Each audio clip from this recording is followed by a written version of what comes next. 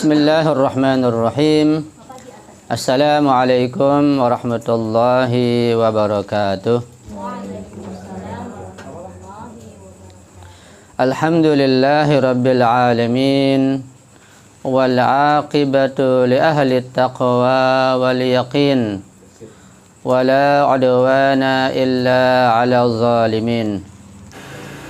Ikhwani wa akhwati, ma'asyal hadirin wal hadirat rahimakumullah. Wabil khusus sahabat bait yang kita muliakan, Ibu Wati sekeluarga. Pada pertemuan yang lalu saya pernah membahas tentang masalah mazhab, perkembangan mazhab dan biografi Imam Syafi'i. Saya berpikir malam ini kita akan kaji lebih luas lagi, lebih serius lagi terkait masalah mazhab-mazhab dalam Islam. Pembicaraan mengenai mazhab-mazhab di dalam Islam itu selalu hangat dan selalu ramai dibicarakan. Terlebih lagi pada masa kita sekarang ini, di mana medsos sudah begitu mendunia, sehingga bukan saja ulama, bukan saja ilmuwan dan mahasiswa serta santri yang berbicara masalah mazhab, bahkan tidak sedikit orang-orang yang awam dan biasa pun sudah mulai membicarakan masalah mazhab-mazhab dalam Islam. Banyak sekali kitab-kitab dan buku-buku yang ditulis berkaitan dengan asal usul mazhab dan perkembangannya, baik dalam bahasa Arab, bahasa Inggris, bahasa Persia, bahasa Indonesia, dan juga buku-buku terjemahan. Terutama yang berbahasa Arab sudah cukup banyak sekali. Ada puluhan jilid, puluhan tema terkait masalah mazhab dalam Islam, baik mazhab fikih maupun mazhab akidah. Nanti kita akan buka insyaallah buku yang saya bawa terkait masalah mazhab yang akan kita kaji insyaallah. Jadi diskusi dan pembicaraan seputar masalah mazhab dalam Islam itu pada masa kita sekarang ini tidak lagi sesensitif pada masa terdahulu. Pada masa kita sekarang ini lebih terbuka. Bahkan bukan hanya mahasiswa, di kalangan awam pun sudah mulai terbuka membicarakan masalah-masalah mazhab yang dulunya sangat sensitif. Karena itu saya merasa perlu menyinggung masalah mazhab agar pikiran kita dan wawasan kita bertambah luas mengenai mazhab-mazhab dalam Islam, sekalipun bahasanya sangat sederhana dan sangat terbatas. Banyak sekali mazhab-mazhab dalam Islam, baik mazhab akidah maupun mazhab fikih, yang sudah lenyap dan sudah tidak didengar lagi dan hanya terdapat di rak-rak kitab dan di perpustakaan-perpustakaan Islam. Kenapa demikian? Karena bisa jadi mazhab-mazhab tersebut memiliki pemikiran-pemikiran yang sudah usang. Ibarat dagangan sudah tidak laku lagi, sudah ketinggalan begitu. Sehingga pengikutnya tidak lagi memperhatikan pandangan mazhab tersebut. Atau bisa juga karena tidak lagi didukung oleh orang-orang yang berkuasa, yang punya kedudukan. Karena di antara salah satu topang, ya, penguat dan pilar-pilar kekuatan mazhab itu adanya para ulama, adanya para penguasa yang memiliki kepentingan untuk menopang mazhab tersebut. Di sepanjang sejarah sudah jelas, sudah pasti dan meyakinkan bahwa kita membaca adanya mazhab dalam Islam ataupun di luar Islam itu banyak ditopang keberadaannya oleh para penguasa dan pemerintah pada masanya masing-masing. Karena itu ketika tidak ditopang, dia bisa musnah, bisa hancur dan tidak lagi laku, ya tidak disebutkan lagi, tidak dikaji lagi. hanya sebagai literatur saja dan ada di rak-rak perpustakaan-perpustakaan. Itu telah terjadi juga terhadap berbagai mazhab dalam Islam, baik akidah maupun fikih. Sudah banyak yang lenyap dan tidak lagi didengar oleh kita. Ada yang memprediksi, ini menarik ini. Ada yang memprediksi bahkan berpendapat bahwa mazhab-mazhab yang ada pada masa kita sekarang ini pun lambat laun nantinya pasti akan mengalami nasib yang sama, yaitu akan gulung tikar, akan tidak laku lagi. Semakin majunya zaman, semakin majunya teknologi, pengetahuan, dan terbukanya masyarakat di seluruh dunia, maka berbagai pemikiran tersebut, baik dalam hal teologi, akidah, fikih, dan pemikiran-pemikiran yang lain akan terkikis dan kemudian akan sirna dan lenyap. Itu ada yang memprediksi atau mengatakan demikian. Tinggal kita kaji, kita pelajari, kita teliti sejauh mana kebenaran prediksi dan pandangan tersebut. Ini cukup mengejutkan dan tentu mengagetkan buat kita dan buat kebanyakan orang, bahwa mazhab-mazhab yang ada akan mengalami nasib gulung tikar, bertahap, perlahan-lahan, semakin sepi nantinya, bisa tidak laku lagi. Dan berbagai pertanyaan telah dilontarkan terhadap mazhab-mazhab yang ada, baik dalam mazhab akidah maupun dalam mazhab fikih, baik mazhab-mazhab dalam Islam maupun di luar Islam. Di antara pertanyaan-pertanyaan yang dilontarkan adalah, adakah dalil-dalil dari ayat-ayat Al-Quran Al-Karim dan hadis-hadis Nabi yang sahih yang menopang adanya mazhab-mazhab tersebut? Ini pertanyaan sangat serius. Ya, tugas ulama mencari ayat-ayat Al-Quran, hadis-hadis Nabi yang sahih, bukti sejarah sejak masa Nabi dan masa berikutnya yang menunjukkan adanya dalil dan argumen yang menopang adanya mazhab-mazhab yang ada sekarang ini. Ini tugas ulama, bukan tugas kita tentunya. Kita bertanya, yang awam ini ulama yang menjawab. Tentu tidak mudah memberikan jawaban. Di antara pertanyaan yang dilontarkan yang kedua adalah, mengapa ada sebagian mazhab di dalam Islam, baik mazhab akidah maupun mazhab fikih, yang jelas-jelasan bertentangan dengan ayat-ayat Al-Quran dan hadis yang sahih dan kenyataan sejarah? Ini pertanyaan yang cukup serius dan tentu memerlukan jawaban. Karena ketika para pemuda, para mahasiswa-mahasiswi yang bertanya terkait persoalan ini kemudian tidak dijawab, mereka akan beralih ke mazhab yang lain yang lebih logis buat mereka, yang lebih menyenangkan, yang bisa lebih diterima. Itu efeknya seperti itu. Karena itu tidak sedikit di kalangan mahasiswa-mahasiswa sekalipun yang berpindah mazhab dari satu mazhab ke mazhab yang lain. Bahkan tidak sedikit yang pindah ke aliran ateisme, anti Tuhan, putus asa. Mereka bertanya kepada para ulama secara serius, mengharapkan jawaban yang memuaskan hati mereka. Ternyata bukan saja ada jawaban yang memuaskan, bahkan jawabannya jauh dari harapan, tidak logis, tidak memuaskan. Nah, mereka putus asa, akibatnya mencari jawaban dari mazhab dan aliran yang lain. Ini tugas ulama.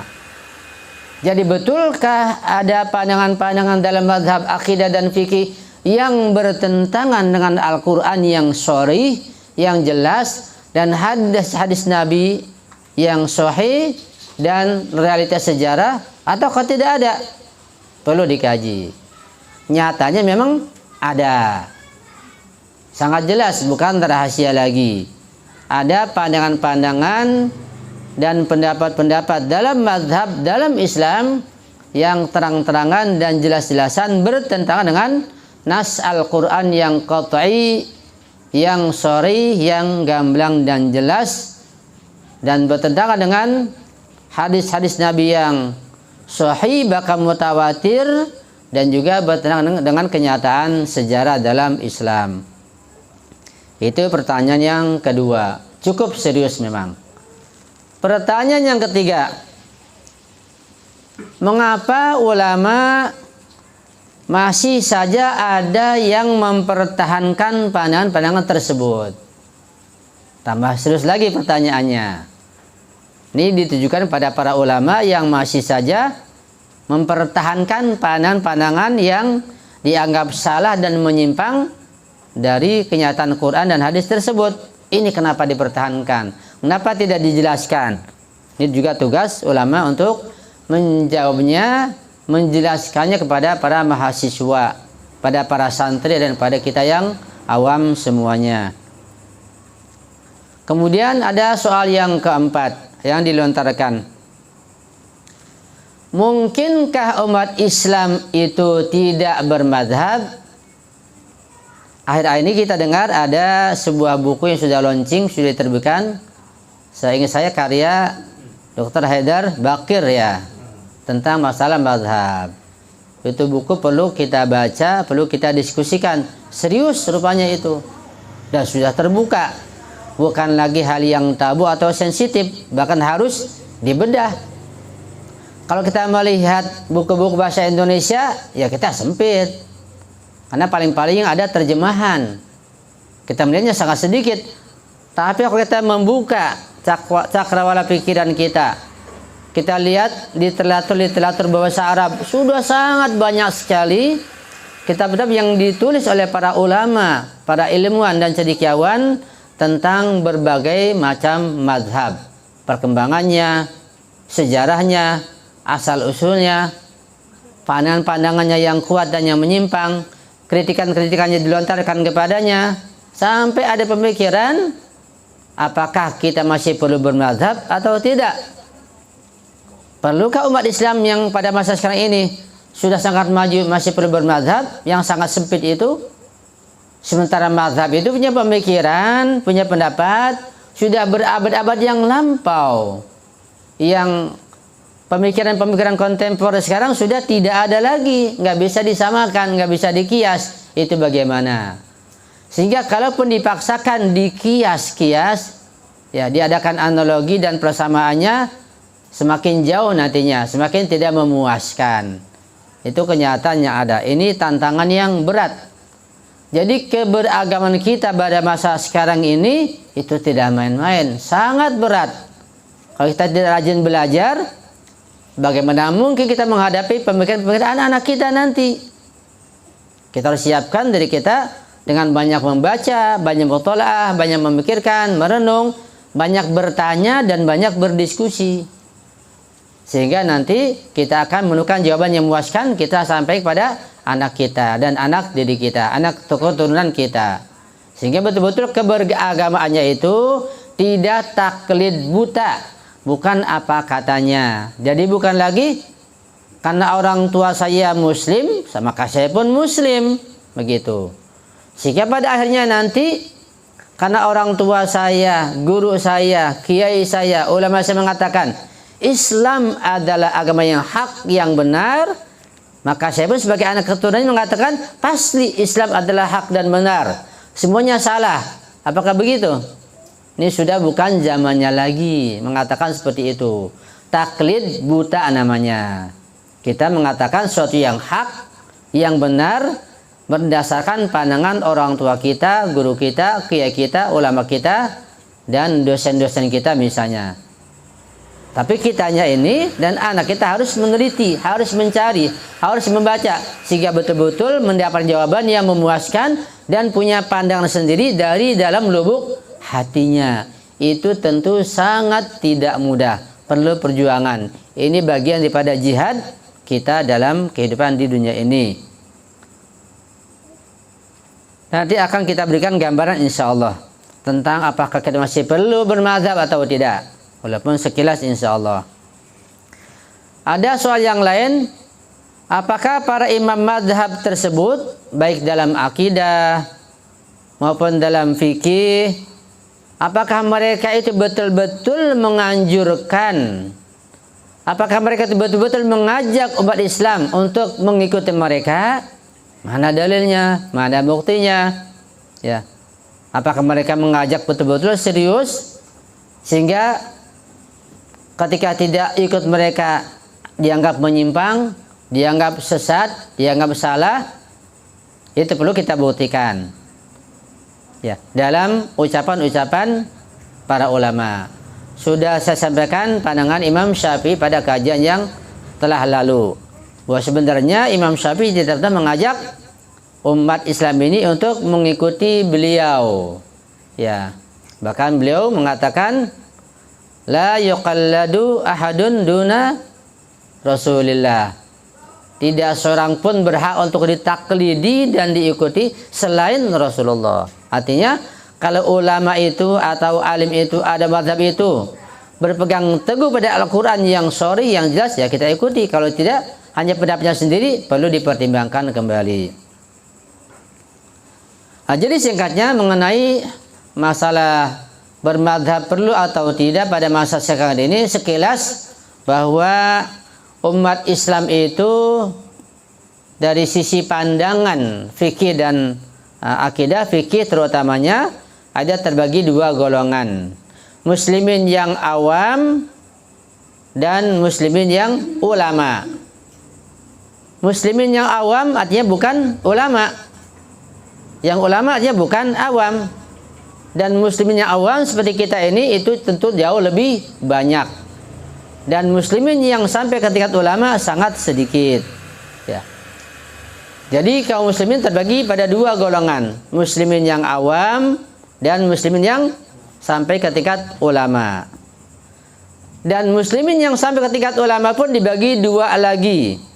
Ada yang sampai ke tingkat mujtahid seperti Imam Syafi'i, Maliki, Hambali, Hanafi, sampai ke tingkat mustahid, yang kemudian ditutup pintu istihad sehingga tidak lagi mustahid setelah itu. Tapi di dunia Syiah Imamiyah sampai hari ini dibuka pintu istihad, dan sampai hari ini mereka melahirkan dan menelurkan serta menghasilkan puluhan mustahid, ratusan mustahid bahkan, dan puluhan marja. Ulama dibagi dua, ada ulama mustahid sampai ke tingkat mustahid, dan ada ulama yang biasa, biasanya penceramah saja, mengajar saja, tapi level pengetahuannya tidak sampai ke tingkat mustahid, tidak mampu beristihad secara mutlak tentunya. Ya. Kemudian ulama mustahid pun dalam skup yang lebih kecil mengerucut lagi, dibagi dua lagi. Tentu ketika adanya ulama mustahid ini tentu hanya ada pada dunia Syiah Imamiyah, karena di dunia Ahlussunnah Jamaah sudah ditutup pintu istihad, sehingga pembagian mustahid terbagi dua itu hanya pada ulama Syiah Imamiyah. Jadi ulama mustahid itu yang sangat tinggi derajatnya, yang mampu beristihad secara mutlak dalam semua bab fikih, terbagi dua lagi. Ada yang sampai ke tingkat marja, ada yang tidak sampai ke tingkat marja. Yang sampai ke tingkat marja, mereka ditaklidi, mereka diikuti, mereka berfatwa, mereka menulis risalah amaliyah atau fikih, ya fikih kontemporer atau fikih praktis dan lain sebagainya. Mereka mengajarkan fikih tingkat tinggi atau kelas-kelas basul kharij namanya. Itu sudah tingkat marja. Satu contoh misalnya, ada seorang ulama namanya Ayatullah Ja'far Subhani, yang beliau termasuk seorang ulama yang masih hidup sampai sekarang, tahun 2023 ini masih hidup beliau. dan biografi beliau sejak kecil sampai sekarang ini dikaji secara detail oleh seorang Ziwani sebagai bahan disertasinya.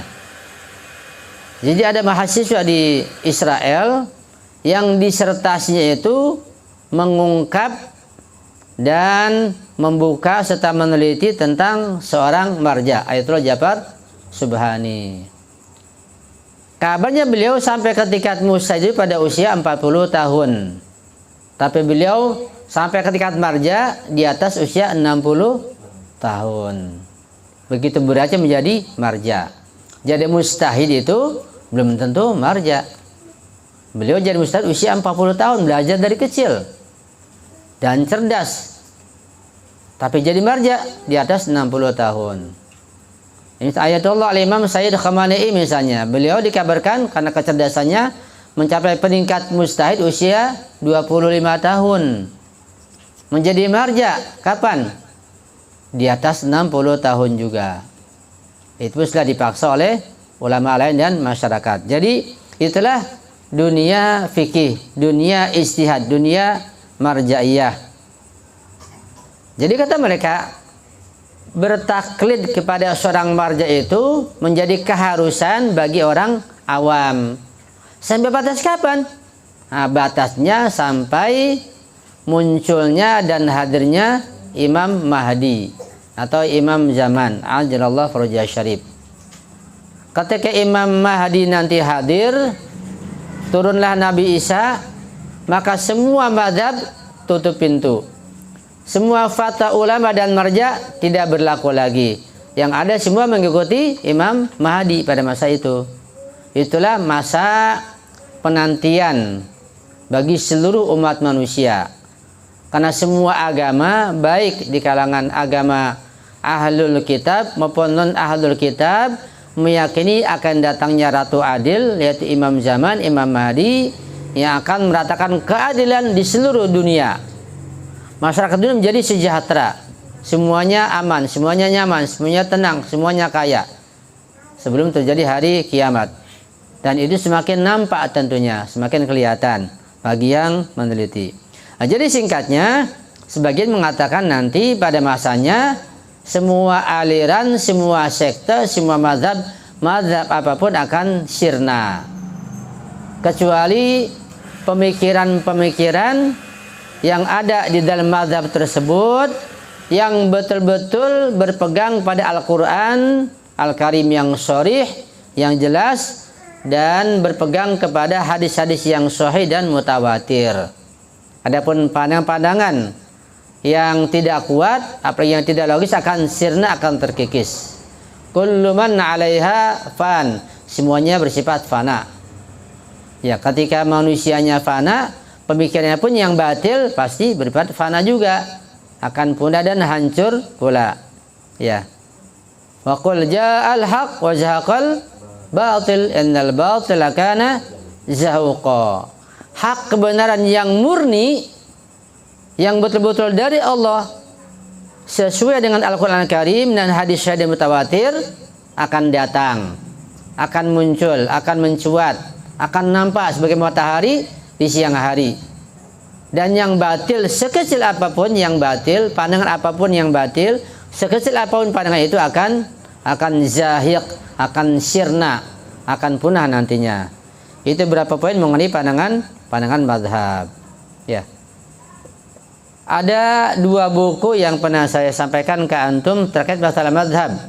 Pertama adalah kitab Al-Madzhabul Islamiyah Al-Khamsah, Tarikh wa Tawthiq Al-Imami Al-Hanafi Al-Maliki Asy-Syafi'i Al-Hambali. Ini ditulis oleh 5 orang doktor, 5 orang ulama. Ad-Doktor Abdul Hadi Al-Fadli, Ad-Doktor Muhammad Wafarishi, Al-Ustaz Muhammad Sakhal Al-Jazairi, Ad-Doktor Wahba Az-Zuhaili, Ad-Doktor Usama Al-Hamwi. Ini terbitan Markazul Ghadir Beirut. Ya. Mungkin antum bisa cari di toko-toko kitab yang berbahasa Arab, barangkali ada. Kalau di Lebanon, di Syria, di tempat di Irak misalnya, di Iran, ini ada buku ini. Kalau di Indonesia saya belum tahu. Yang kedua ada buku namanya Warakibtus Safinah. Ini kitabnya. Ipun menyinggung masalah madhab pada awalnya. Karya Marwan Khalifat, ulama dari Yordan, juga terbitan Markaz Al-Ghadir Beirut. Ya. Di dalam awal-awal buku ini beliau juga menyinggung masalah madhab. Kita akan baca sekilas ya tentang beliau yang menulis dalam buku ini. Ketika beliau dipertanyakan oleh orang lain mengapa menyinggung masalah madhab, bukankah itu sensitif, bukankah dia akan menyakiti orang lain dan menyinggung? Kata beliau, ya, faqad yaqulu qail, ada yang mengatakan inna tarha mawdu'in kahada fihi i'tida'un ala afkaril akharin wa aimmatil madhahib, bahwa menyampaikan tema ini tentang madhab fikih, madhab akidah, itu menimbulkan permusuhan terhadap pemikiran-pemikiran orang lain, bahkan juga menyakiti para imam madhab. Bagaimana ini? Ya, beliau memberikan jawaban, inna bahsana bahsun ilmiyun, pembahasan kita bahasan ilmiah. Pembahasan ilmiah biasa diperdebatkan ya di kampus, di universitas, di antara para ulama, bahkan di kalangan ulama hadis, ulama rijal, ada ajar wa ta'adil, itu nampaknya saling membuka aib. Karena begitu keharusan dalam ulama hadis, pembahasan ilmiah, bukan masuk gibah. Karena perawi harus diungkap akhlaknya dan juga keburukan-keburukannya demi mempertahankan hadis yang sahih. Itu bukan lagi gibah, pembahasan ilmiah. Jadi kata beliau, inna bahsana bahsun ilmiyun, pembahasan kita ini masalah bahasan ilmiah. Yang benar ya diungkap, yang salah ya diungkap. Nah, bahasan ilmiah, tapi harus sesuai dengan realita dan kenyataan. Begitu. Seperti di kampus lah katakan, atau di universitas, ketika seorang dosen menyampaikan sebuah pemikiran, baik pemikiran non muslim maupun muslim, baik yang hak maupun yang batil, maka dosen itu menyampaikan pemikiran apa adanya. Nanti mahasiswa yang menilainya. Dosen padahal tidak memasukkan pendapatnya atau pandangannya, tidak mengkritisi, dilontarkan kepada mahasiswa, silakan menilai. Itu biasa seperti itu. Itu pembahasan ilmiah. La naqsudu minhu al-isa'ah li ahadin, kita tidak bermaksud melakukan keburukan terhadap seorang. Wa hadafuna huwa al-wuqufu ala qaidatin matinatin wa salimatin fi masirina nahwas sama. Tujuan kita adalah mengungkap masalah mazhab ini agar kita dapat menemukan kaidah yang sangat kuat, pikiran yang sangat kuat, yang selamat dalam perjalanan kita menuju ke langit, menuju Allah Subhanahu wa taala. Ya. Itu kata beliau seperti itu. Kemudian juga kata beliau, wa haula'il a'immah mahallu ihtiramin ma damu multazimina bi awamirillahi wa rasulihi sallallahu alaihi wasallam.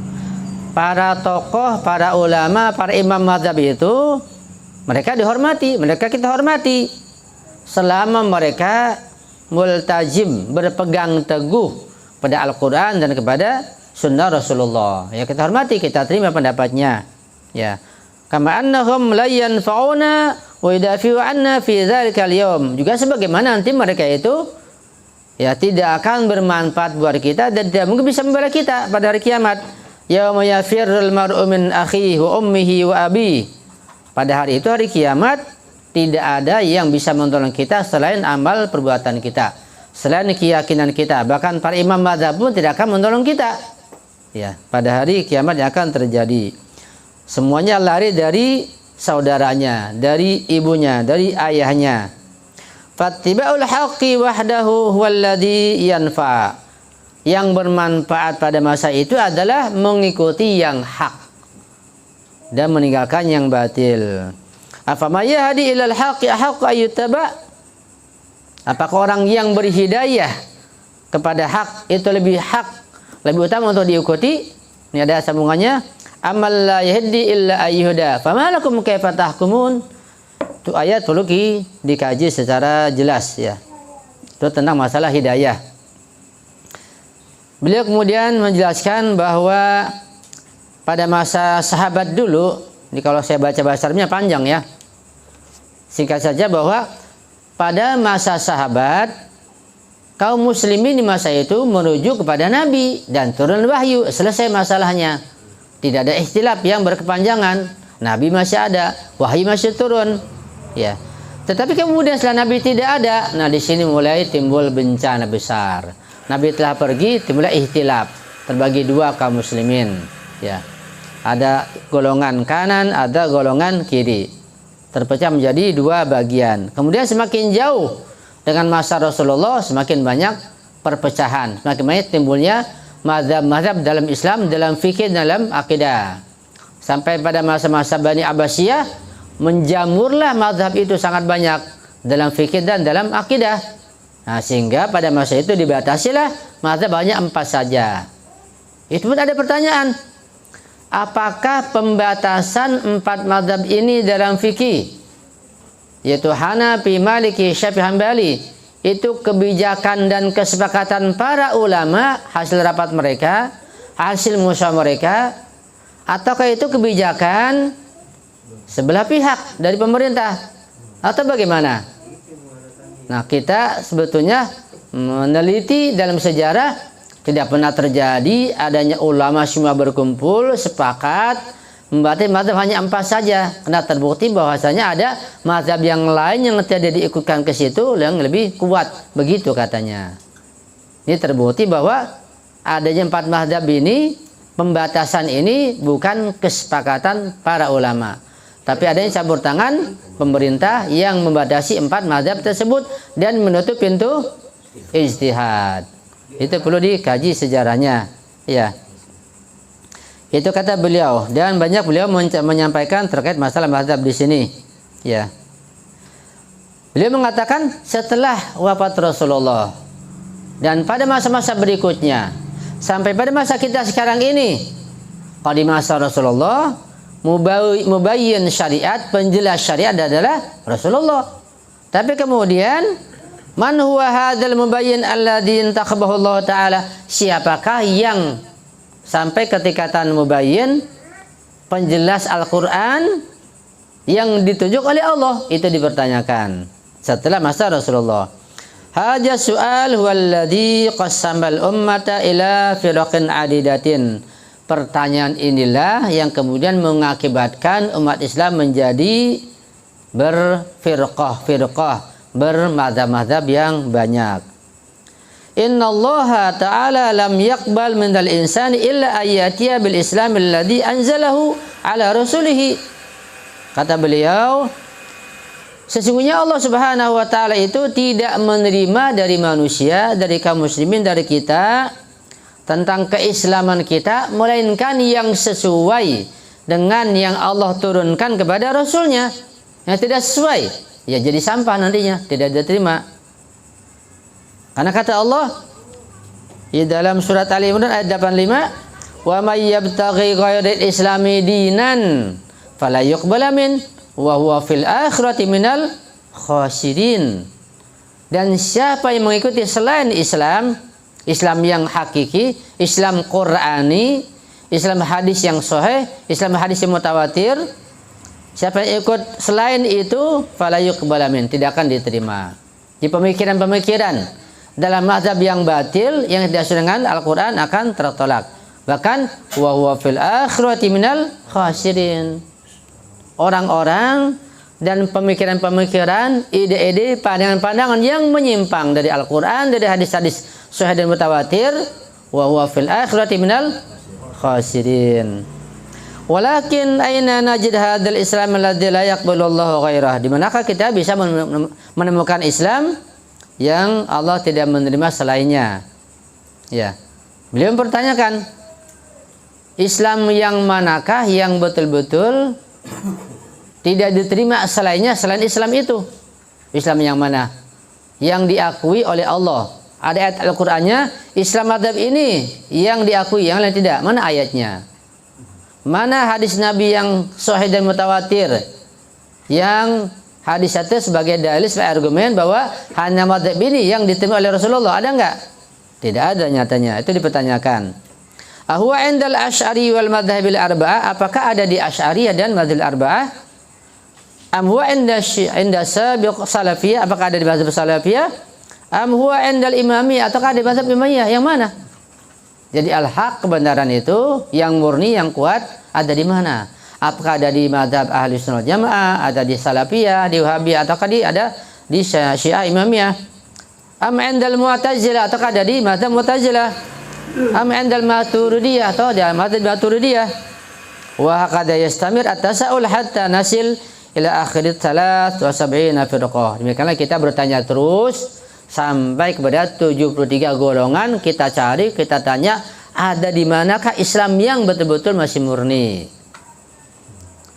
Kata beliau, ta'al ma'i ayyuhal qari al-karim linabhas an hadzal mubayyin hatta nakhudha dinana anhu wa nubarri dhimmatana amamallah.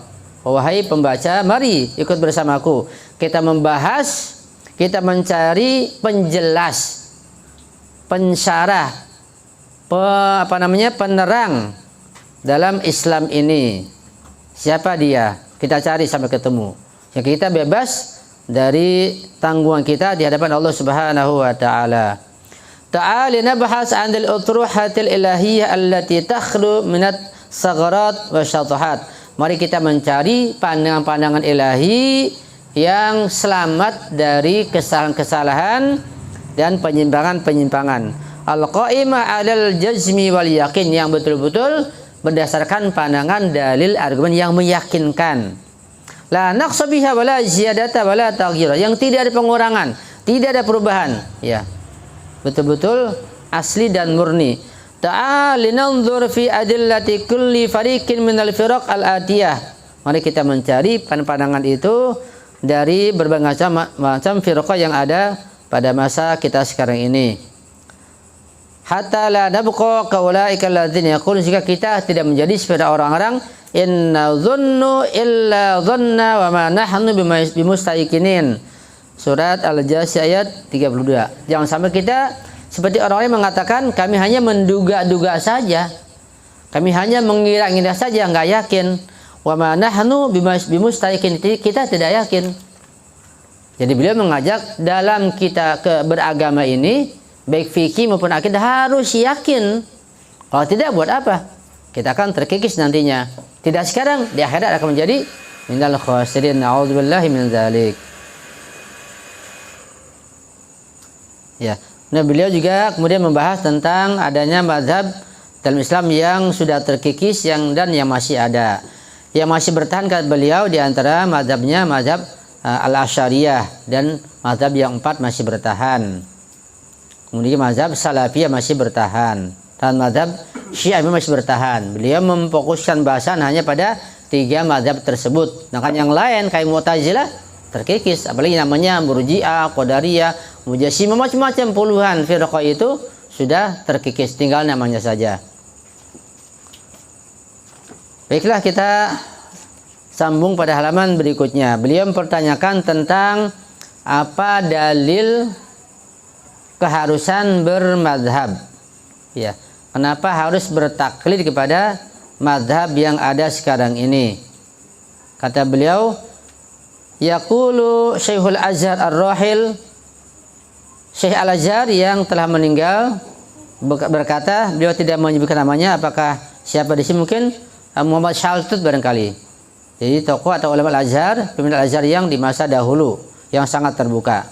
Kata beliau, wala yaljam min qawli man qala bi wujubi taqlidi wahid min al-a'immati Abi Hanifah wa Malik wa Syafi'i wa Ahmad bin Hanbal idla dalil ala dalik.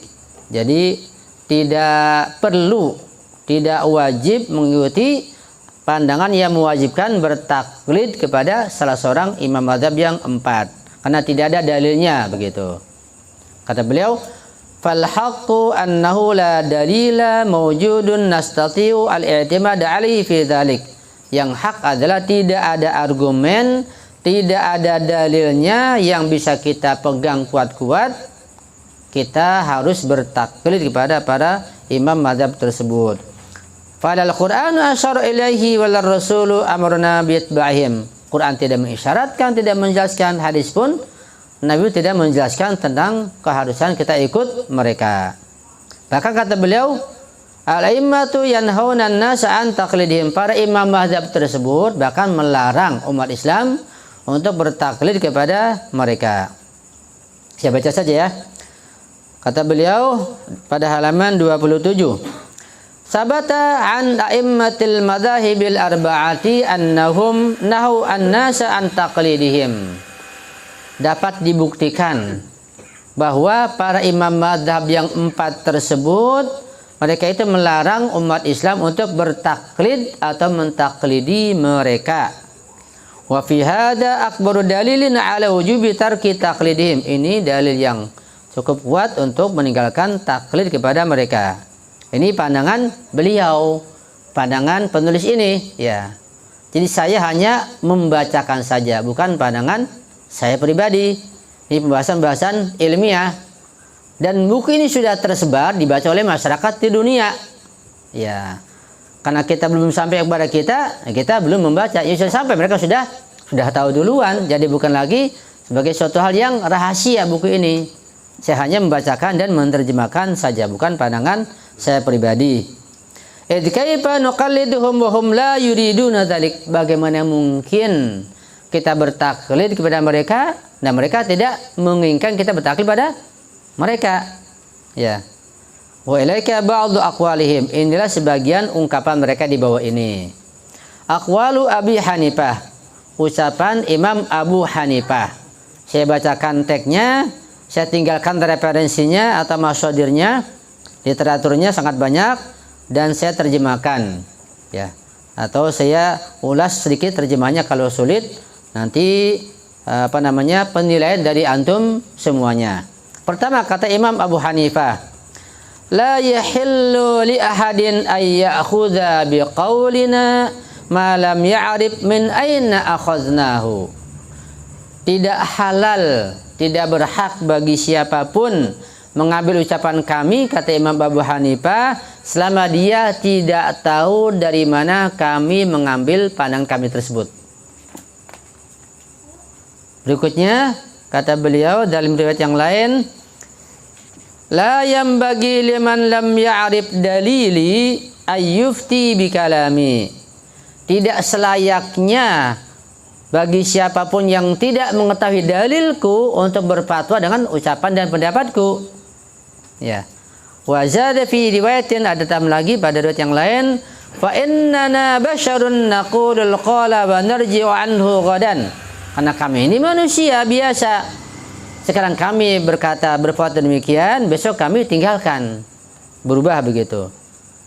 Kata beliau selanjutnya, idza qultu qawlan yukhalifu kitaballahi wa khabar rasuli fatruku qawli.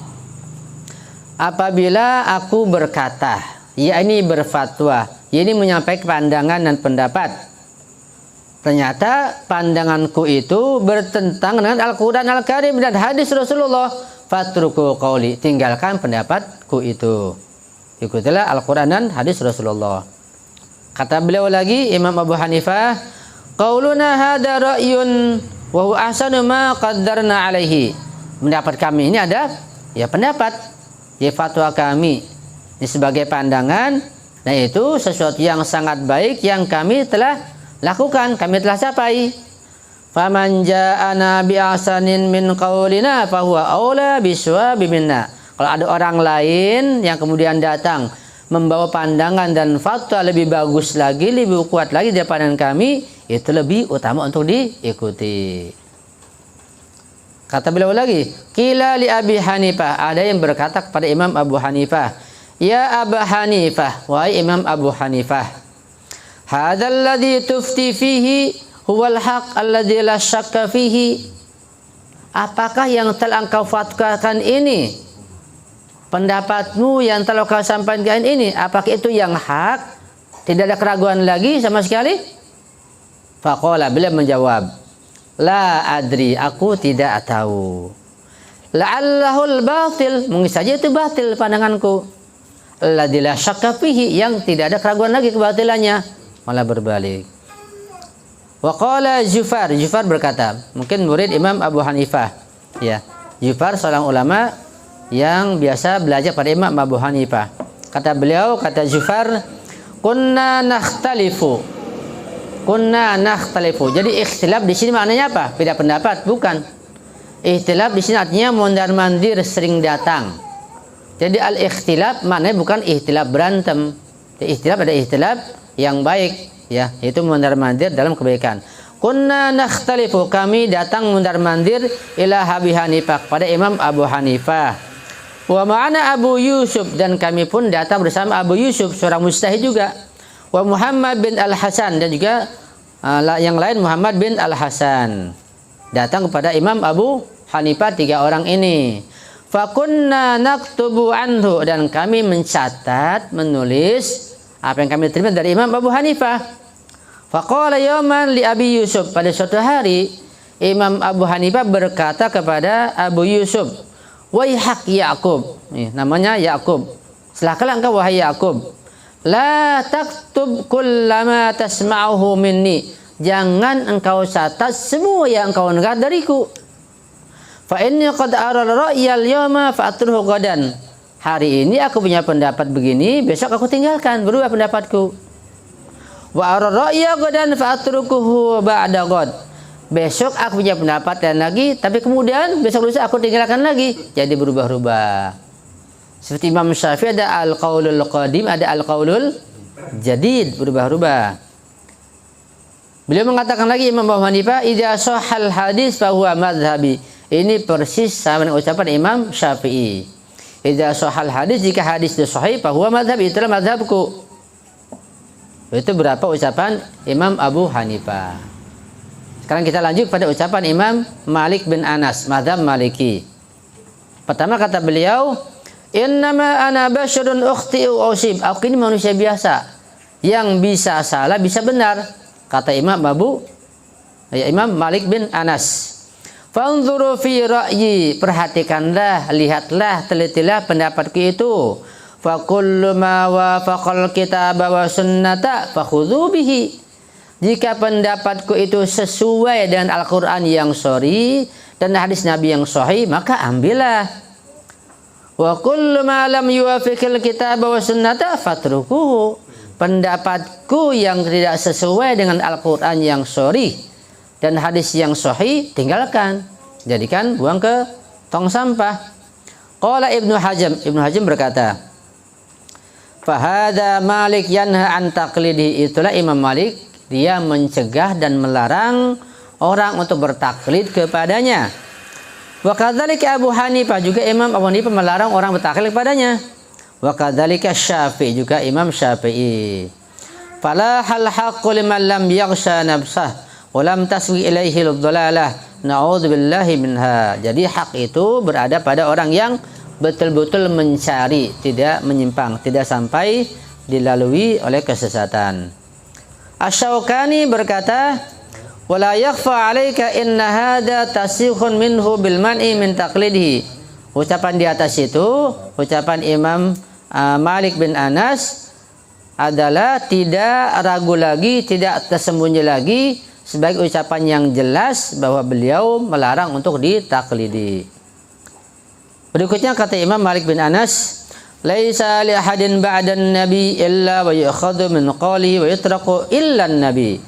Tidak ada seorang pun setelah Nabi melainkan ucapannya itu, pandangannya itu, pendapatnya itu, fatwanya itu ya bisa diambil, bisa ditinggalkan.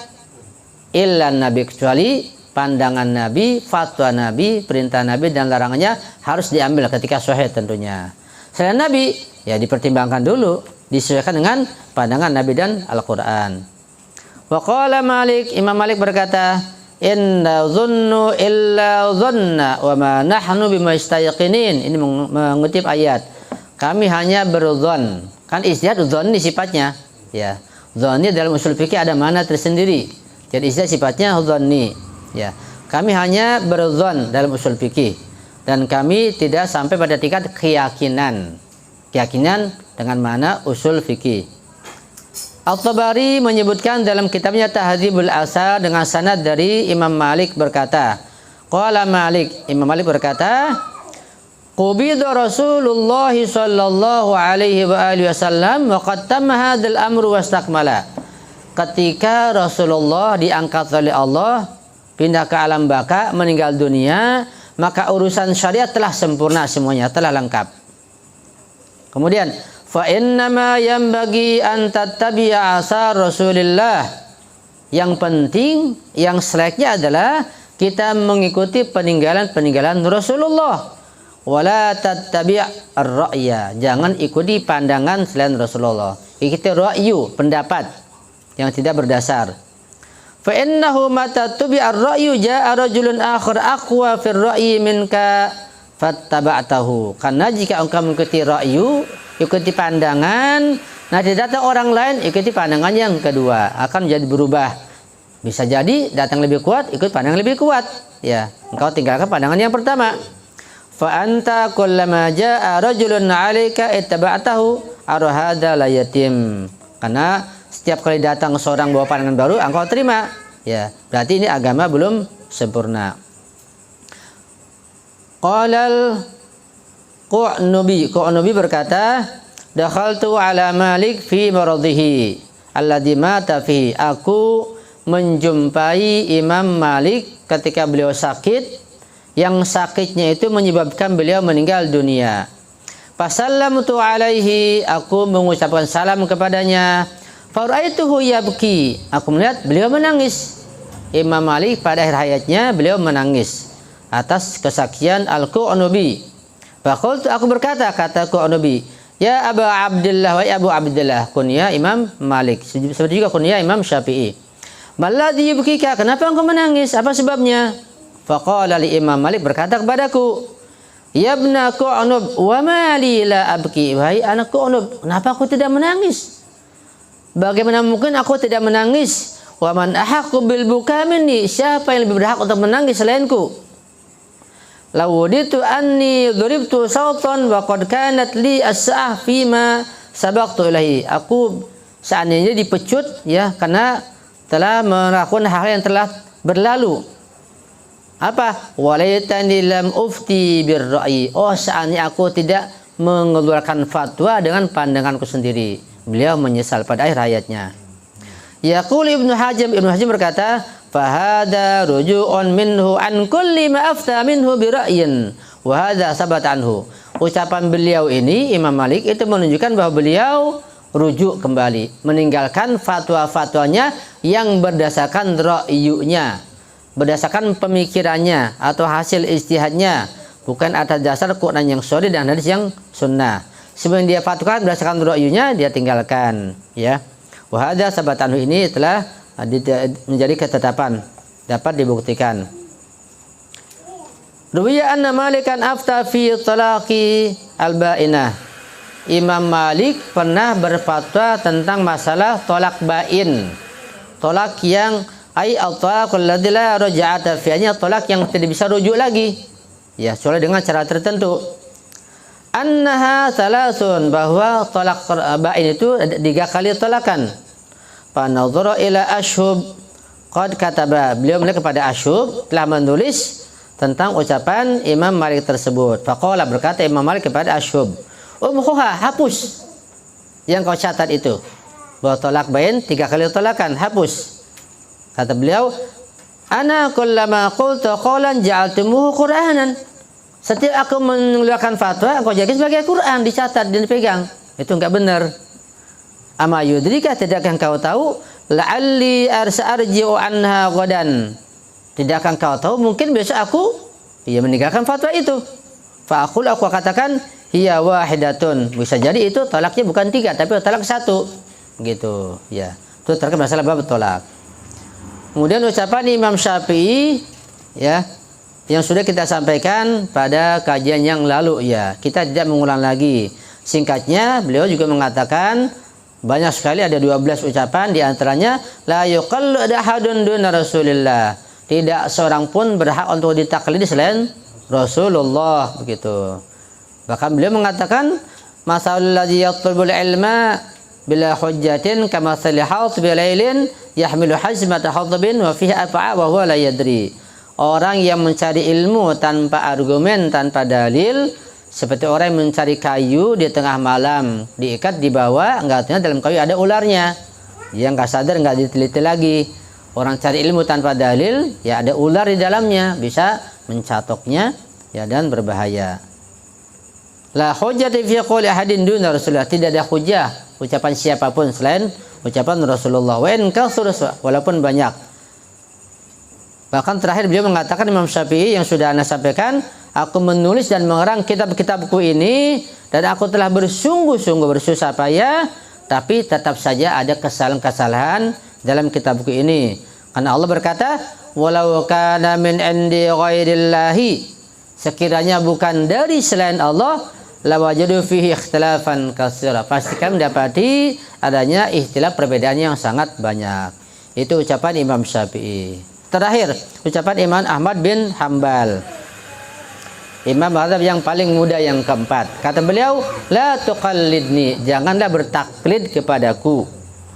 Wala tuqallid Malikan, juga jangan mentaklid Imam Malik. Wala Syafi'i, juga Imam Syafi'i.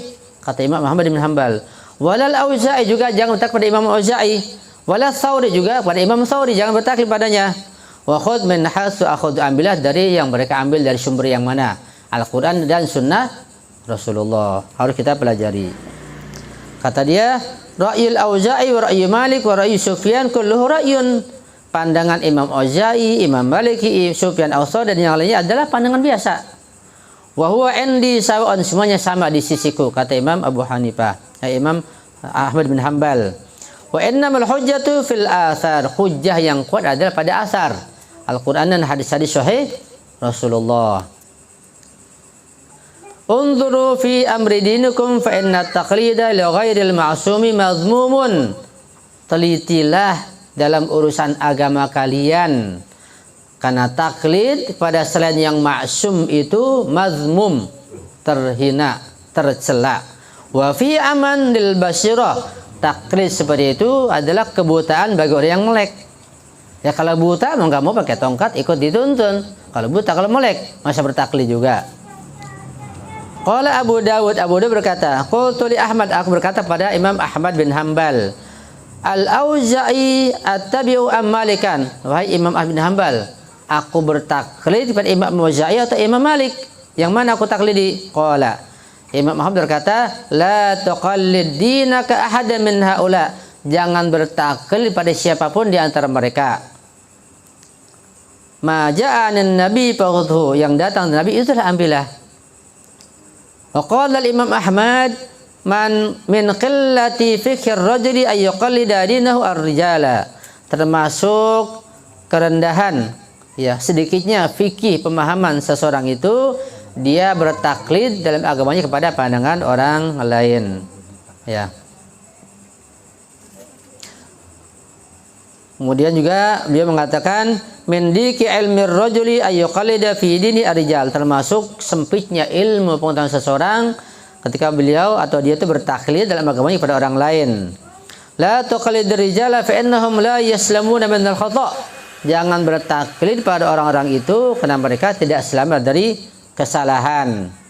Kata beliau lagi, laisa li ahadin ma'allahi wa rasuli kalamun, tidak ada seorang pun selain ucapan Allah dan Rasulnya ucapan yang bisa diterima. Selain firman Allah, selain hadis yang sahih, harus diteliti dulu, dipertimbangkan. Laisa ahadun illa wa yakhudhu min ra'yihi wa yutraku ma khala an-nabi sallallahu alaihi wasallam. Selain Rasulullah, selain Allah, maka pasti harus diteliti, bisa diambil, bisa ditinggalkan pendapatnya. Kemudian aqwalul ulama, pandangan para ulama terkait masalah taklid ini ada lebih dari panjang sekali, ya, lebih dari 6 halaman. Para ulama memberikan komentar masalah taklid yang pada ujung-ujungnya adalah tidak ada seorang ulama mazhab pun yang mereka mengklaim atau menyuruh untuk ditaklidi, tidak ada. Yang ada adalah kita ambil dari Al-Quran dan hadis, begitu. Kalau taklid kepada ulama yang betul-betul mendalam ilmunya, yang jujur, yang betul-betul memang dapat representatif dari guru-guru sampai kepada Rasulullah. Itu sangat sulit tentunya, perlu kita diskusikan lebih lanjut lagi. Ya, itu saja sekedar apa yang saya bacakan, ya, tidak sempat baca kitab yang ini, ya.